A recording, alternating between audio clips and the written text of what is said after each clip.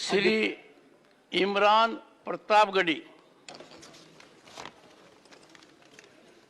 कितनी आसाइशें हंसती रही ऐवानों में, कितने दर मेरी कहानी पे सदा बंद रहे।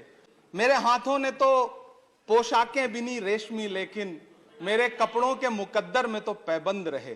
सभापति महोदय, मैं आज एक ऐसे समाज और उससे जुड़े उद्योग का दर्द आपके सामने रखने के लिए खड़ा हुआ हूं जिसे बुनकर समाज कहा जाता है, जो अपने हाथों के उंगलियों के हुनर से धागे से धागा जोड़ता है और हमारे आपके जिस्मों के लिए लिबास बनाता है।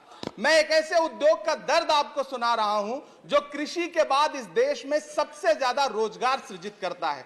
चाहे महाराष्ट्र का भिवंडी हो, मालेगांव हो, इचलकरंजी हो, उत्तर प्रदेश का बनारस हो, मऊ हो, मुबारकपुर हो, टांडा हो, मेरठ हो, इलाहाबाद का मऊआयमा हो, मध्य प्रदेश का बुरहानपुर हो, बिहार का भागलपुर हो, तमिलनाडु का सेलम हो, त्रिची हो, या फिर आंध्र प्रदेश का गुंटूर हो, इन तमाम शहरों में लाखों परिवारों के घर का चूल्हा जिस उद्योग की बदौलत जलता है, वो उद्योग आज बदहाली का शिकार है। सभापति महोदय, पूरी टेक्सटाइल इंडस्ट्री में 60% लगभग कंट्रीब्यूशन पावर लूम इंडस्ट्री का है, लेकिन सरकार ने इस इंडस्ट्री को यतीम छोड़ दिया है, बेसहारा छोड़ दिया है।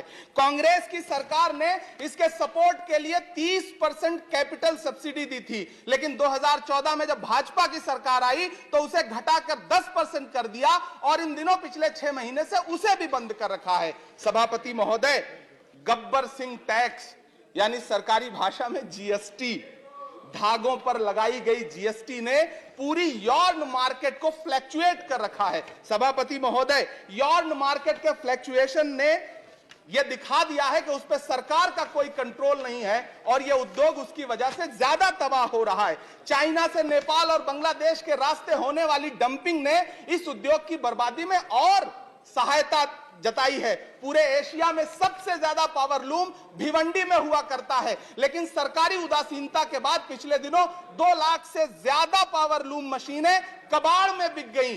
सभापति महोदय, जिस बनारस में कभी करघे पर बैठ करके कबीर दास जी झीनी बीनी चदरिया बुना करते थे, उसी बनारस में आज बुनकर भाई ईंट भट्ठों पर काम करने के लिए मजबूर हो गए। अंत में सभापति महोदय, मैं आपसे कहना चाहता हूं कि करघों के धागे टूट रहे हैं, मशीनें कबाड़ में बिक रही हैं, पावर लूम को सप्लाई होने वाली बिजली के बिलों का बोझ इतना भारी है कि बुनकरों के कंधे टूट रहे हैं। जीएसटी लगा करके सरकार ने उनकी कमर और तोड़ी है।